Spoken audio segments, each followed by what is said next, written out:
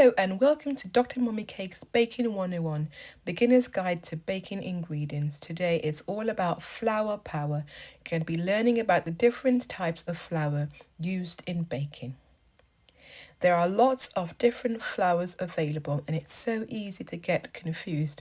I mean, what's the difference between plain flour and self-raising flour? Are they interchangeable? And what is cake flour and which flours do you need to know about? That's what I'm going to be covering in this video. The commonest type of flour is your traditional flour that is made from wheat. This is commonly used in baking, and different types of wheat-based flour can be made from different parts of the wheat grain. Some are made from the entire seed and others are just made from a part of the wheat seed. Now, plain flour is the commonest flour that you'll see in baking recipes. So I think every home baker should have a bag of plain flour in their kitchen cupboard.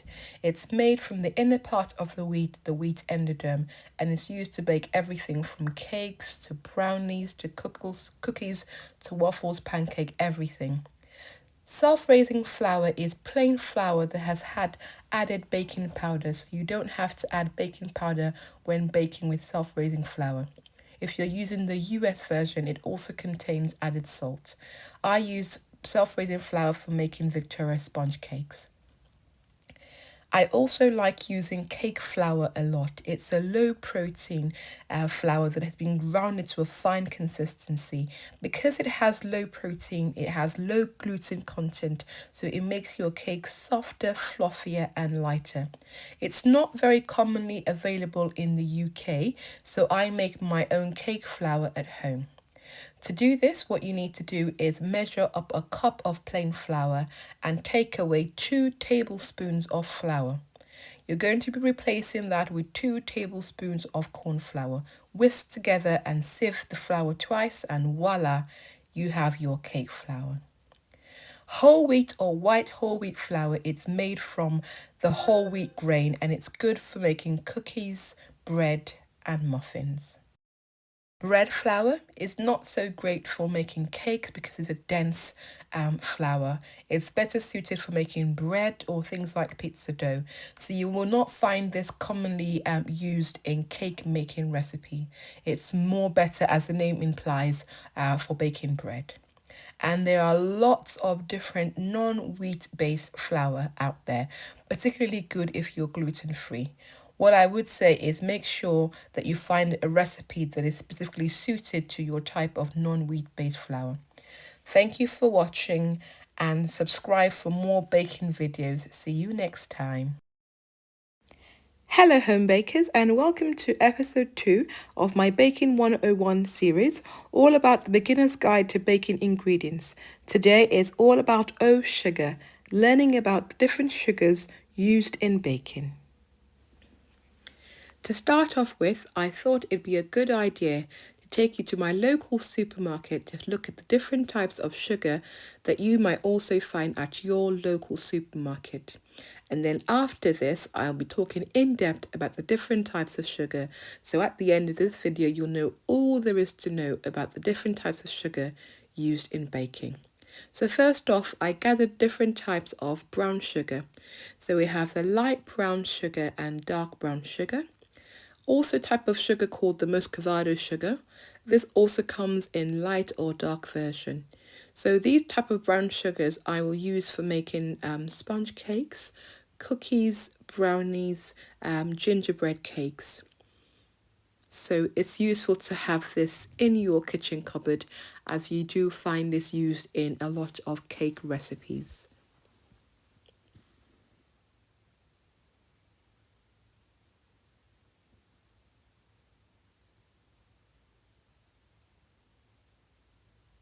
I also found golden castor sugar and golden granulated sugar. These are not commonly found sugars, so don't be worried if you don't find these in your local supermarket. I don't think they're essential to have unless you specifically have a recipe that calls for this sugar, but it's useful to know that you can get these type of sugars. You will also find a wide variety of white sugar. Here we have icing sugar, fondant icing sugar, granulated sugar, and jam sugar. These different types of white sugar vary in the consistency of the sugar grain and also the additional elements. So they have various uses. The jam sugar, as the name implied, is used for making jam. Granulated sugar is a staple that every home baker should have, and icing sugar is used to make icing and frosting. So every home baker should have these two types of sugar at home. To understand why there are so many different types of sugar, let's take a closer look at how sugar is made. Sugar, as we know it, is made from sugarcane or from sugar beet. Now, sugarcane or sugar beet are crushed and the juices are extracted from them. These are heated to form molasses. And then from then you can make different types of sugar. So white sugar is made by removing the molasses, while brown sugar is white sugar with molasses. So that's the basic difference between brown and white sugar. White sugar has no molasses, whilst brown sugar either retains original molasses or it's made of white sugar with the molasses added back in. This is why if your recipe calls for white sugar, you really can't substitute it with brown sugar as they are made of different consistency and your baked product may not turn out the way that you expect. When you bake with brown sugar, you'll find that your goods are softer and moister because brown sugar has more moisture. Also, brown sugar gives your baked good a more brownish sort of colour. There are different types of sugar as I showed you in the supermarket aisle. So let's take a look in depth at the different types of sugars that you may find in a baking recipe. First off, we're going to start with the baker's staple, granulated sugar. Every baker should have a bag of this at home. It's refined sugar and it's very common. We use it for baking everything from cakes to brownies, waffles, pancakes. You mention it, that's what it's used for. Icing sugar is also common. It's also called powdered or confectioner's sugar, and it's a fine powdery sugar used for making buttercream, frostings, and in syrup. Castor sugar is also another common sugar. It's made from granulated sugar, but it has much finer, smaller crystals, and it's used for making cakes, meringues, mousses, and custard. If you don't have castor sugar at home, you can easily make it yourself by putting some granulated sugar in a food processor until it's finely ground, sieving twice, and there you have it. You've made castor sugar at home. You might also find golden castor sugar, which is castor sugar, but it's had added molasses, which gives it its characteristic brown colour. This can be used interchangeably with castor sugar. Now on to brown sugar. So brown sugar is white sugar with molasses added to it, and you can have light or brown one depending on how much molasses is being added to the sugar.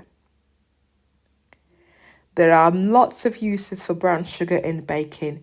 In my kitchen, I use it to make cookies, muffins, brownies, pudding, and also it's really good in making sauces as well. Muscovado sugar is a special type of sugar. It's unrefined brown sugar. It's not as common in supermarkets, but I quite like using it because it has a very nice complex flavour, and I use it in place of brown sugar. You might find Demerara sugar in your local supermarket. It has quite large sugar crystals and it's good for making things like biscuit and flapjack because it has a coarse and crunchy texture. Royal icing sugar is white sugar with added egg white. It sets to a hard finish and it's good for making royal icing, which you can use to decorate your cakes and cookies. When I'm making jam, I use jam sugar. It has added pectin and citric acid and it helps my jam and jelly set better. So if you're going to be making jam at home, use jam sugar for this.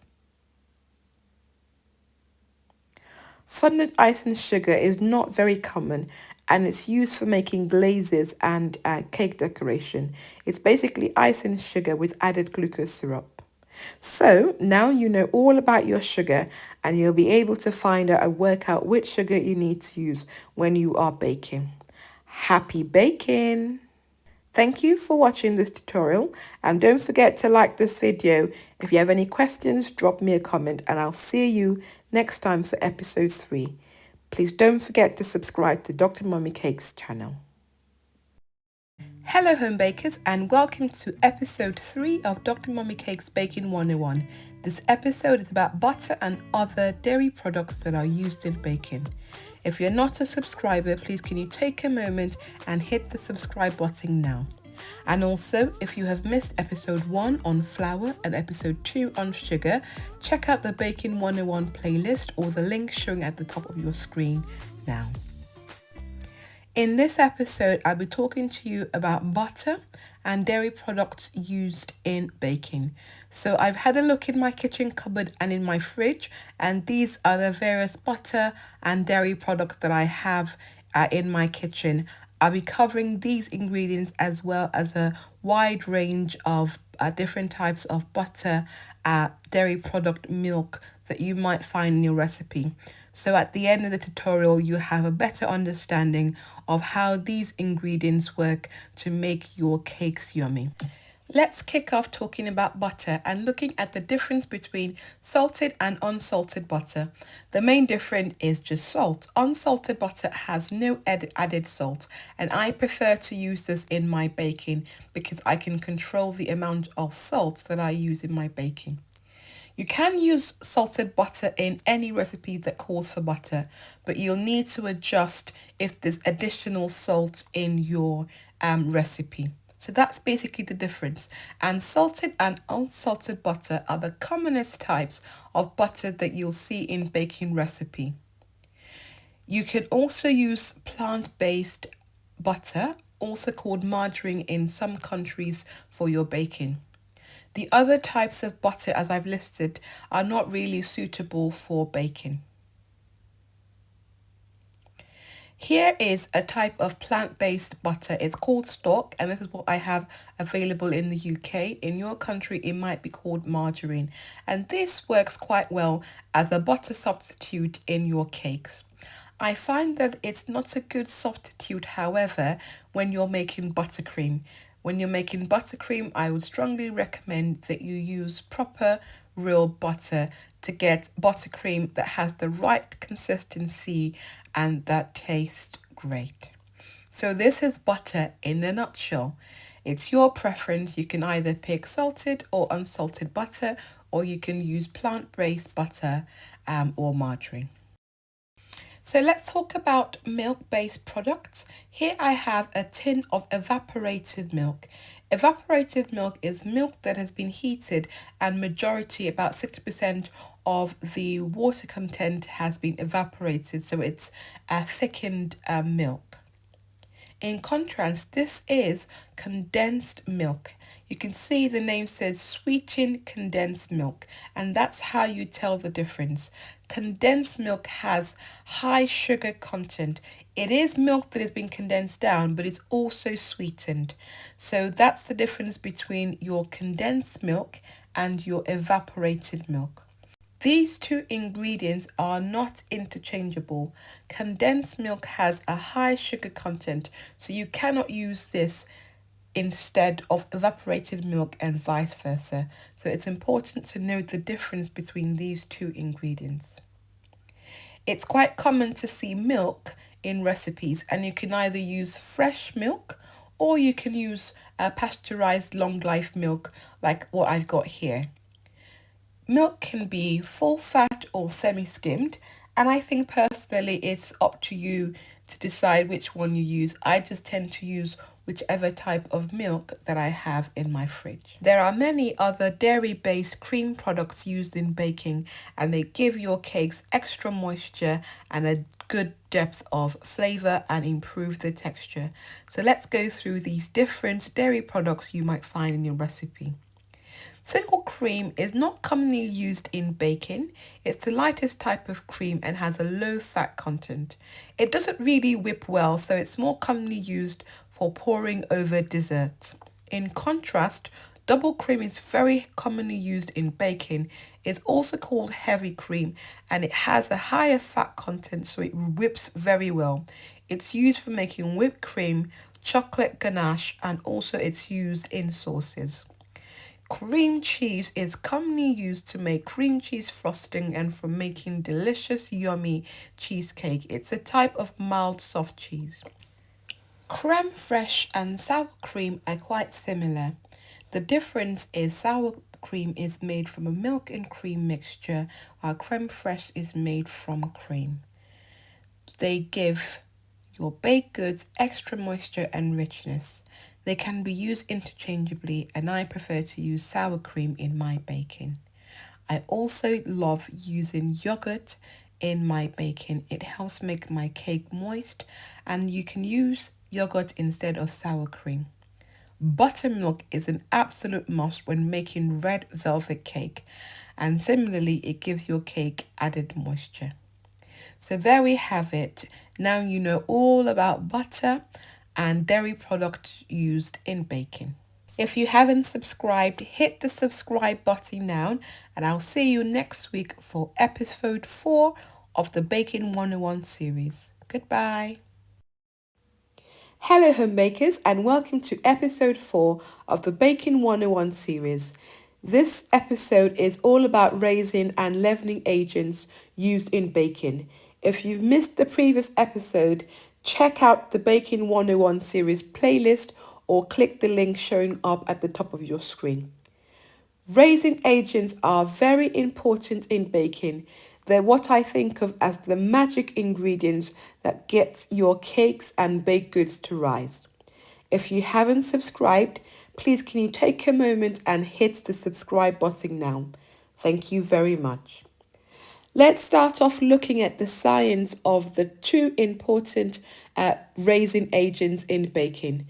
Baking soda is also known as bicarbonate of soda, and it requires an acid and a liquid to work. When it's activated, it creates carbon dioxide bubbles, and this is what causes your cakes to rise. In contrast, baking powder is a complete leavening agent as it already contains a base and an acid, so it will work just on its own. One important question that I commonly get asked is, are they the same? Are they interchangeable? And the answer is no.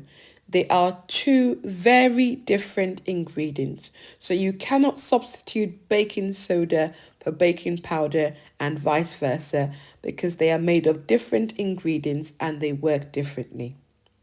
One important tip is make sure that your raising agents are in date. So make sure you always check the expiry date.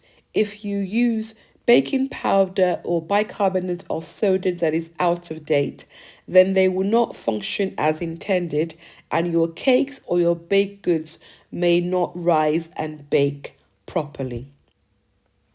Another important thing to point out is that it is important to use the specified quantity of your raising agent.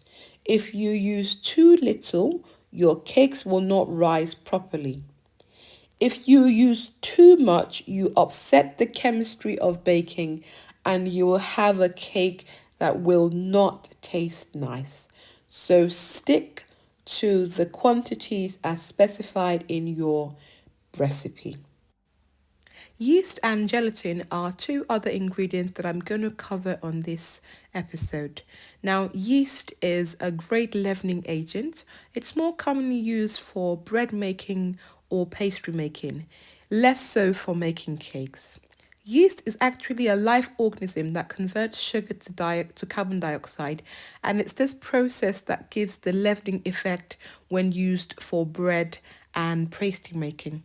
There are different types of yeast, so stick to the one that is specified in your recipe. Gelatin is not so much a leavening agent, but it does help to thicken and set things that are liquid or semi-liquid. It's often used in making things like jelly, mousse, and ice cream.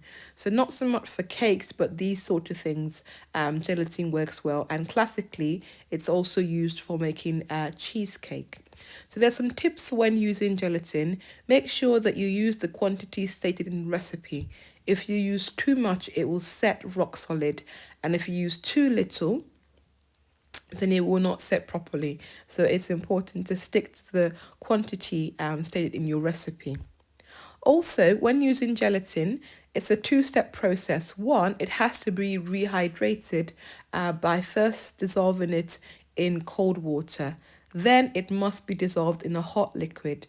And lastly, gelatin needs time to work. So you've got to put your dessert in the fridge for anything from 8 to 24 hours to set. So the learning point is always stick to the quantity specified in your recipe. Most times your raisin agents are not interchangeable, so don't swap them around. And make sure that you check that your raisin or your leavening agents are in date. If it's out of date, don't use it. Otherwise, your cake or your baked goods may not come out as intended. Thank you for watching, and don't forget to check out the other videos in the Baking 101 series, and please subscribe. I will see you next week for episode 4. Bye! Hello home bakers, and welcome to the final episode of the Baking 101 series. This episode is all about flavouring. The Baking 101 series is the beginner's guide to baking ingredients, and I created this so that you can learn how to use your different baking ingredients to make cakes that taste amazing. This knowledge is so invaluable. I really want you to go and watch all the previous episodes if you haven't. You'll learn so much and it will truly transform your baking. I truly believe that once you understand your baking ingredients, that's the first step to making cakes that taste absolutely delicious. And that's how we do it here on Dr. Mommy Cakes. You will learn how to make cakes that taste amazing. Now let's talk a bit about flavouring. Flavouring is what brings your cakes to life. The possibilities when it comes to flavouring are endless, and that's why there are so many different types of cakes and sweet treats out there, because you can flavour them with so many different things. Let's take a look at some of the different things that you can use to flavour your cakes. You can use spices, you can use extract or essential oils, you can use fruit juice, alcohol, liquor, coffee. Honestly, the list is endless. So let's look at how you can use food flavouring in your cakes. There are many natural raw ingredients that can be used to flavour your cakes. For example, fruit is a great natural ingredient that's used to flavour cakes and baked goods. They can be used in a number of ways. You can chop your fruit, they can be blended or pureed and added to your cake to flavour it. Tip number 1, fruit has a lot of fluid, so it will help for you to reduce the fruit to get rid of the excess fluid and concentrate the flavour of the fruit. Dried fruits are also a great way of adding both flavour and textures to your cakes. For example, things like dried cranberries, dried raisins. Fruits can also be juiced, and the fruit juice used as a flavouring, but you really need to be careful with the amount of liquid that you are adding to your batter. You either use a recipe that's specially designed to hold that much liquid, or you can reduce it to concentrate and use less fluid. I really love using spices in my baking. There are lots of different spices that will really spice up your cakes. What I tend to do is use whole spices, which I then grind with a mortar or pestle, or use a spice grinder, and it will give that extra depth of flavour. Nuts can also be used, and they can be used chopped or ground, or in the form of butter like peanut butter. That's one of my favourite. My kids absolutely love it. Flavouring oil or flavouring extract are a very popular way of flavouring your cake. There's a slight difference between an extract and flavouring. So with flavouring extract, the flavour is extracted from the ingredients and put into liquids like alcohol or water. But with flavouring oil, that's made by directly squeezing essential oils from the ingredients. Be very careful, flavouring oil is more potent than extract, so you usually only need a few drops, otherwise you overpower your baked good with flavouring. Vegetables are a great way of flavoring cake. Like carrot cake, for example, is absolutely delicious. Or you could try a sweet potato cake. Chocolate, everybody loves chocolate, and it's an amazing flavor to use in cakes and sweet treats. There are lots of different ways that you can use chocolate in your baking. You can use cocoa powder or melted chocolate or chocolate chip, for example, when you make things like cookies. Tip number 4, cocoa powder is quite drying, so if you want to make a really nice moist cake, you need to balance your ingredients to get a cake that's moist. Vanilla is another very popular flavouring, and it comes in different forms, and it will give you a great vanilla flavour. So as you can see, when it comes to flavouring your cakes, the possibilities are endless. So I hope that this episode has helped you understand a bit about your baking ingredients, and you're really revved up to make amazing cakes. Thank you for watching, and please subscribe to my channel for more videos and check out the other videos on the playlist. Thank you.